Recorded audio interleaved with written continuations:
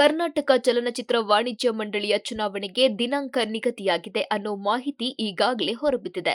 ಪ್ರತಿ ವರ್ಷದಂತೆ ಈ ವರ್ಷದ ಚುನಾವಣೆಗೆ ದಿನಾಂಕ ನಿಗದಿ ಮಾಡಲಾಗಿದ್ದು, ಚುನಾವಣೆಯನ್ನ 2026ರ ಜನವರಿ 31ಕ್ಕೆ ನಡೆಸಲು ತೀರ್ಮಾನ ಮಾಡಲಾಗಿದೆ. ಎಲೆಕ್ಷನ್ ಅಖಾಡಕ್ಕೆ ರೀ ಎಂಟ್ರಿ ಕೊಡಲು ಹಿರಿಯ ನಟಿ, ಮಾಜಿ ಸಚಿವೆ ಜಯಮಾಲಾ ಹಾಗೂ ಭಾಮಾ ಹರೀಶ್ ಸಜ್ಜಾಗಿರುವ ವಿಷಯ ಎಲ್ಲರಿಗೂ ತಿಳಿದಿದೆ. ಇವರಿಗೆ ಪೈಪೋಟಿ ಕೊಡಲು ಫಿಲ್ಮ್ ಚೇಂಬರ್ ಅಧ್ಯಕ್ಷ ಸ್ಥಾನಕ್ಕೆ ಮುನಿರತ್ನ ಸ್ಪರ್ಧಿಸಲಿದ್ದಾರೆ ಎಂಬ ಮಾಹಿತಿ ಹೊರಬಿದ್ದಿದೆ. ಈ ಬಾರಿ ಫಿಲ್ಮ್ ಚೇಂಬರ್ ಚುನಾವಣೆಯಲ್ಲೂ ಕಾಂಗ್ರೆಸ್ ಬಿಜೆಪಿ ಫೈಟ್ ನಡೆಯಲಿದೆ ಎನ್ನಬಹುದು. ಬಿಜೆಪಿ ಶಾಸಕ ಮುನಿರತ್ನ, ಕಾಂಗ್ರೆಸ್ ನಾಯಕಿ ಜಯಮಾಲಾ ನಡುವೆ ಪೈಪೋಟಿ ಎದುರಾಗಲಿದೆ ಎನ್ನಬಹುದು. ಜೊತೆಗೆ ಮಾಜಿ ಅಧ್ಯಕ್ಷ ಭಾಮಾ ಹರೀಶ್ಗೆ ಈಗಾಗಲೇ ಉಪಮುಖ್ಯಮಂತ್ರಿ ಡಿಕೆ ಶಿವಕುಮಾರ್ ನೈತಿಕ ಬೆಂಬಲ ವ್ಯಕ್ತಪಡಿಸಿದ್ದಾರೆ.